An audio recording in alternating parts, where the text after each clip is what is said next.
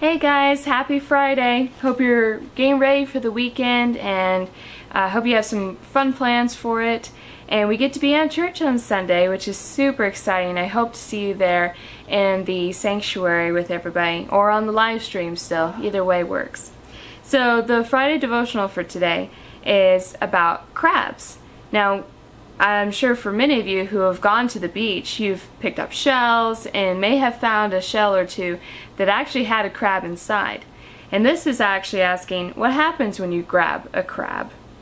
So, when you go for a walk on the beach, you're likely to find several empty crab shells on the shore. You might wonder what caused so many crabs to die, but the truth is, none of them did. Each shell is like an empty house that a crab has already moved out of. Crabs grow bigger all the time, and their shells are too hard and stiff to stretch. The crab becomes really cramped, and finally has to push off its old shell and grow a new one that fits him better. But the shell isn't the only part of a crab that can come off.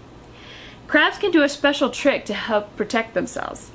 If you grab a crab by one of its legs, you'll just drop it off in your hand and scurry away. He can always grow a new one. Wouldn't that be interesting if we could do that?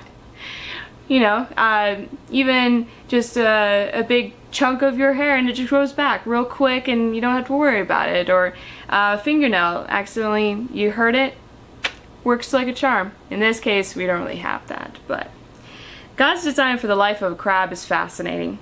He gave each crab a sense of how to survive best. But crabs are not nearly as important to God as we are. He has made even more careful plans for our lives. And the Bible says, not even a sparrow, worth only half a penny, can fall to the ground without your Father knowing it. And the very hairs on your head are all numbered. So don't be afraid. You are more valuable to Him than a whole flock of sparrows. And that's from Matthew chapter 10, verses 29 through 31. If God is paying so much attention to how a little bird flies, or where a little crab lives, imagine how much more He cares about you, His child. God knows so much about you that He even keeps track of how many hairs you have. Even you don't know that number, and it's your own head. Because God knows more about you than you know about yourself, you can trust that He is always watching over you with love. So I hope you guys enjoyed that, and just remember that even though God put a lot of detail into the creation of the world, He put so much love and detail, so much more love and detail into your life than He did in the entire creation. So, I hope you enjoyed that, and I hope to see you hopefully in person soon. And if we don't see you on Sunday, we'll see you in the next video. Bye guys!